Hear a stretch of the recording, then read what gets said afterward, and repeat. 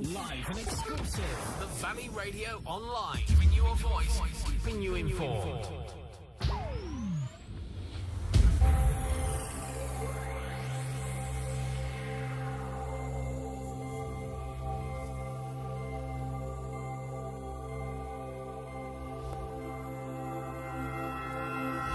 Welcome to Spotlight Shropshire, the Valley Radio's very own look at the people, places and events from your local area.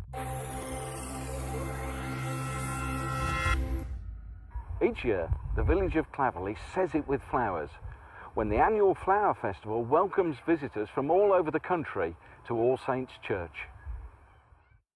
Now, in its 34th year, this growing event attracts an increasing number of visitors, and throughout the festival this pretty village is en fete, with all manner of market stalls and alfresco tea and cakes in the churchyard itself. As you enter the church, you're immersed in an array of scented, colourful and creative displays, all based around 20th century iconic figures.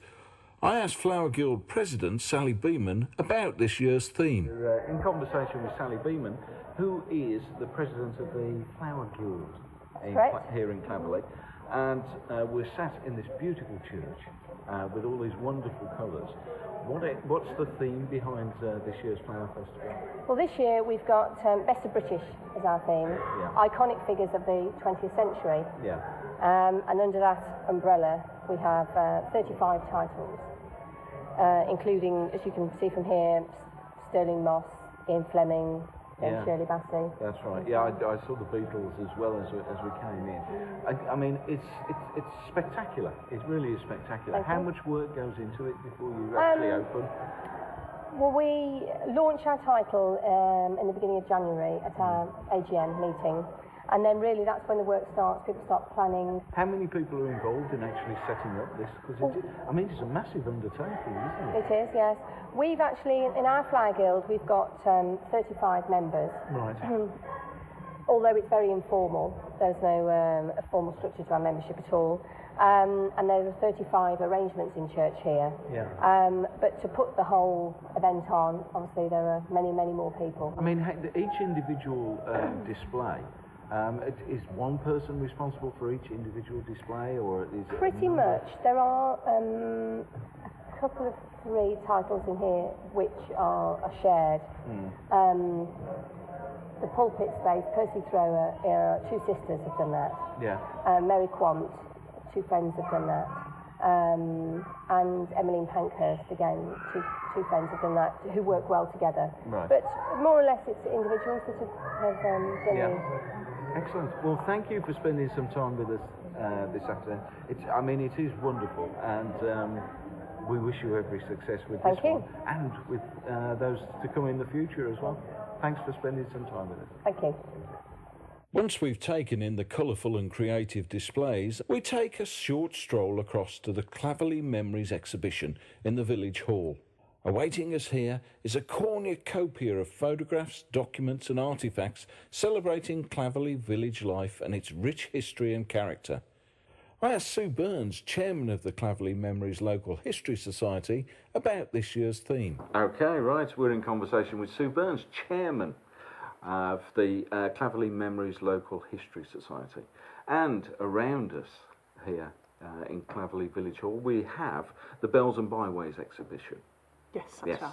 Okay, now where does the idea for the Bells and Byways exhibition come from? What's the motivation for that?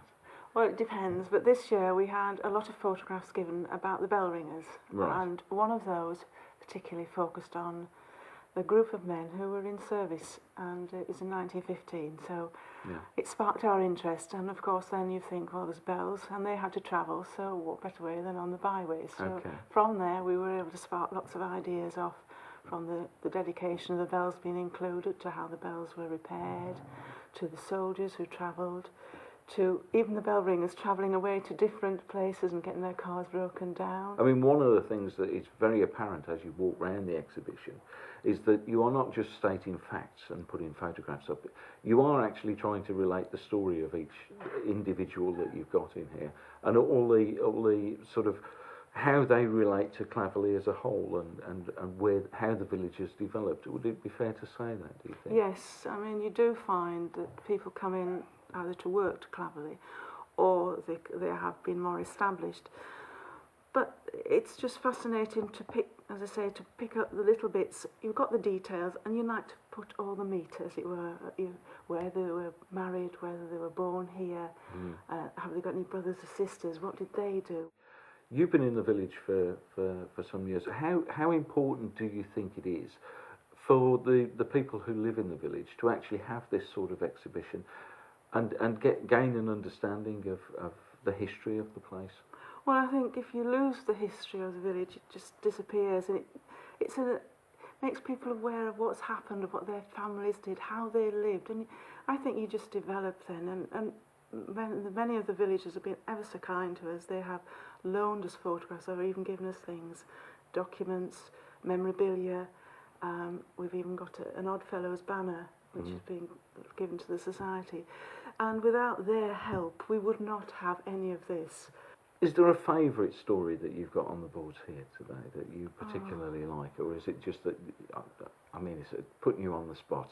There's a few things around that are quite nice. I mean, there's the drama group who won something in national competition in 1973. It's great. To the stories I've managed to find about the graves.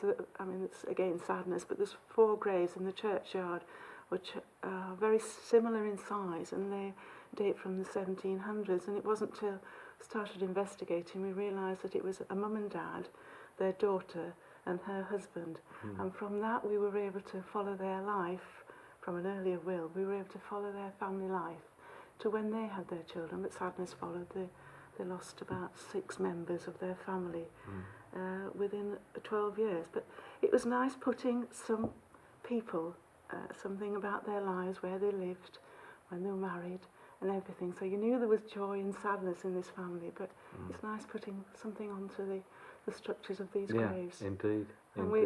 And connected with that, we've had somebody from Australia looking for his ancestors, who was a Royal Marine.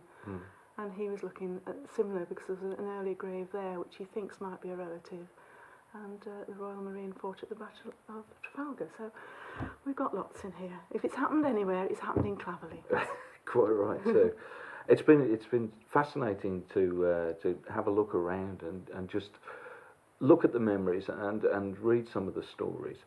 Where do you see the History Society progressing to from here? Is it, because you've got a lot of members, haven't you? A lot of people involved. A lot of people. We've got a good few members.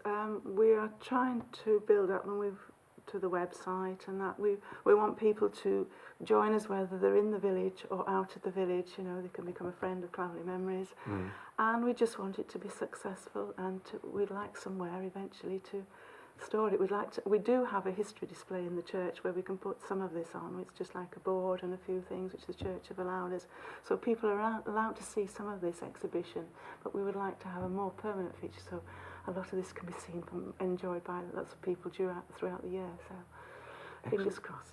Right. Well, we wish you all the best with that. Thank you for spending some time with us here this morning.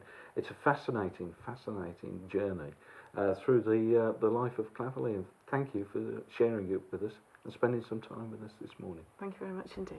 Thanks for joining us on Spotlight Shropshire. Stay tuned for more content at the Valley Online, the new voice in community radio in your area, giving you a voice, keeping you informed.